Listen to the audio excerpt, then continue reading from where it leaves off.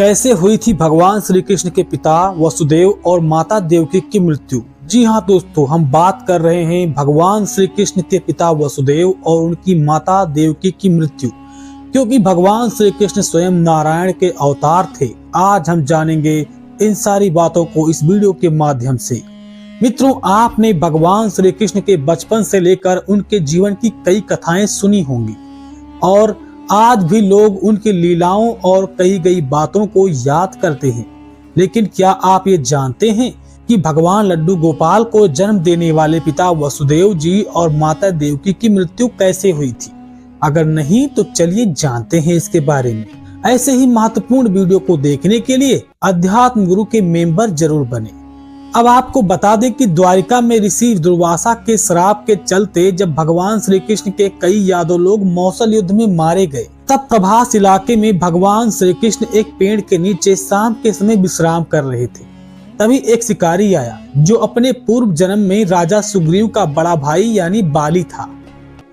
उसने भगवान श्री कृष्ण के पैर के अंगूठे की चमक को देखकर ये समझा कि वह हिरण की आंख है और उनके पैर पर निशाना साध कर बाण चला दिया। उनके पैर में वह बाण जाकर लगा। इसके बाद भगवान श्री कृष्ण जी जोर से कराह उठे। तब वह शिकारी दौड़ता हुआ आया और भगवान श्री कृष्ण से क्षमा मांगने लगा। तब भगवान श्री कृष्ण ने उसके पूर्व जन्म की स्मृति याद दिलाई कि वो पूर्व जन्म में राजा बाली था, जो कारणवश भगवान श्री राम के हाथों से मारा गया था।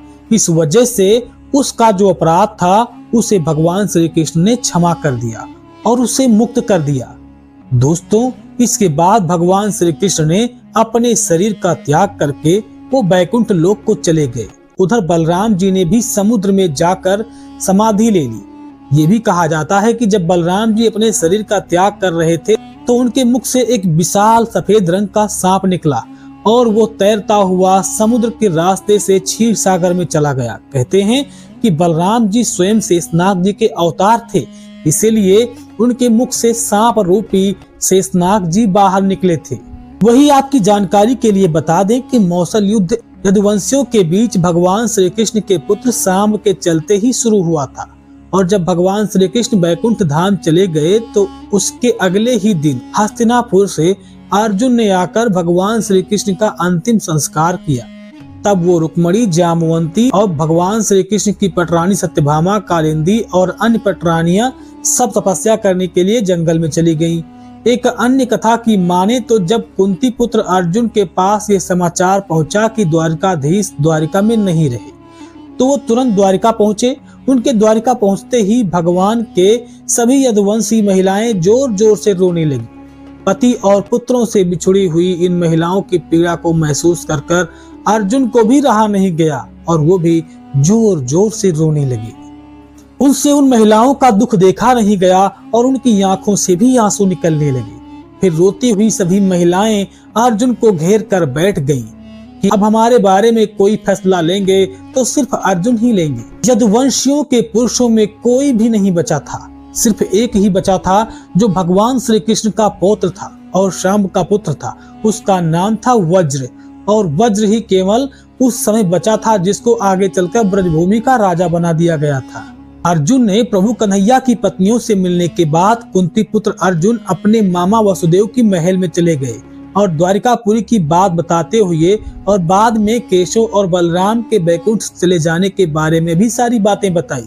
तभी वासुदेव जी भी कहते हैं कि हे अर्जुन, मेरे मरने के बाद तुम ही हम दोनों का दाह संस्कार करोगे। अर्जुन भगवान कृष्ण के पिता वसुदेव की बात सुनकर रोने लगते हैं, जिसके बाद वह यहाँ से अपने राज्य इंद्रप्रस्थ जाने के लिए बंदोबस्त करते हैं।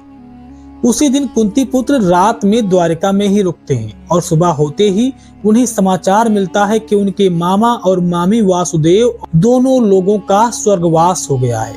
उन दोनों का अब यहाँ से कोई संबंध नहीं रहा क्योंकि उनकी मृत्यु हो चुकी थी। तब पार्थ अब वसुदेव के दाह संस्कार की तैयारी कर उन्हें दूर एक जगह ले जाते हैं।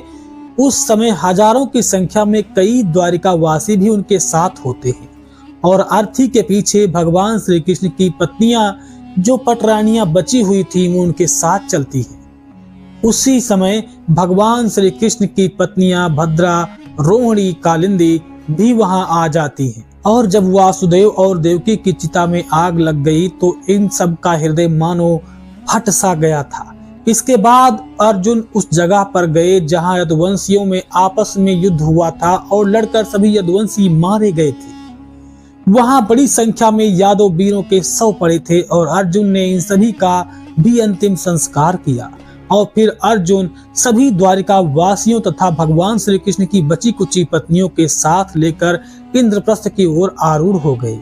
उसी समय उनके साथ ऊंट, घोड़े और द्वारिका वासी भी थे।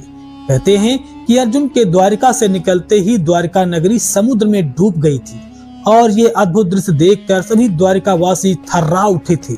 उसी समय सभी के मन में यही विचार चल रहा था कि प्रभु की लीला अद्भुत है। जब प्रभु यहाँ पर मौजूद थे तो द्वारिका में कोई भी घटना घटित नहीं हो रही थी, किसी का भी विनाश नहीं होता था, किसी का भी अकाल मृत्यु नहीं होती थी। लेकिन जैसे प्रभु ने यहाँ से प्रस्थान किया, द्वारिका को समुद्र ने अपने अंदर समाहित कर लिया। कहते हैं आज भी समुद्र के अंदर वही द्वारिका बनी हुई है, उसके अवशेष आज भी गुजरात के द्वारिका में मिलते हैं। फिर मार्ग में पड़ने वाले घने जंगल को पार करते ही अचानक कुछ अभीर डकैत धन के लालच में लूटपाट मचाने लगते हैं। अर्जुन बहुत जोर से लुटेरों को चेतावनी देते हुए कहते हैं कि तुम लोग चले जाओ वरना मेरे एक एक बाण से मारे जाओगे। लेकिन इन चेतावनी का लुटेरों पर कोई असर नहीं पड़ता है। अर्जुन अपने बाणों को चलाते हैं लेकिन उन बाणों का उन लुटेरों पर कोई असर नहीं होता है। वो लुटेरे घरेलू सुंदर और जवान महिलाओं को भी अपने साथ लूट ले जाते हैं और चारों ओर हाहाकार त्राहिमाम मच जाता है। ऐसे में अर्जुन अपने बहुत से दिव्यास्त्रों का इस्तेमाल करते हैं लेकिन उनका प्रभाव मानो खत्म ही हो गया था। जब भगवान श्री कृष्ण थे तभी उनका प्रभाव भी रह गया था। इसके बाद उन सारे दिव्यास्त्रों का प्रभाव मानो खत्म हो गया था। कुछ देर बाद अर्जुन के तुहीर से सारे बाण खत्म हो जाते हैं और अर्जुन बिना शस्त्र के ही उन लुटेरों से युद्ध करने लग जाते हैं। लेकिन अकेले होने के चलते वे जल्दी ही उनसे हार जाते हैं। फिर वो भगवान श्री कृष्ण के पोते वज्र को ब्रजभूमि का राजा बना देते हैं और उनके साथ आए सभी द्वारिका वासियों को इंद्रप्रस्थ में रहने की उचित व्यवस्था देते हैं। तो मित्रों, आज हमने जाना भगवान श्री कृष्ण के पिता वसुदेव और उनकी माता देवकी की मृत्यु कैसे हुई थी। अगर आपको हमारी आज की यह प्रस्तुति अच्छी लगी है तो ये वीडियो अपने मित्रों और रिश्तेदारों के पास भी शेयर करें और अगर वीडियो आपको पसंद आया है तो हमारे वीडियो को लाइक भी करें। इसी तरह आध्यात्मिक कथाओं के लिए जुड़े रहें अध्यात्म गुरु यूट्यूब चैनल से। आपसे छोटा सा निवेदन करते हैं कि वीडियो अगर पसंद आया है तो इसे लाइक जरूर करें। आज के लिए बस इतना ही। अब लेते हैं आपसे इजाजत, मिलेंगे किसी नए वीडियो के साथ। तब तक के लिए आपको आपका कीमती वक्त देने के लिए बहुत बहुत धन्यवाद। जय श्री कृष्ण।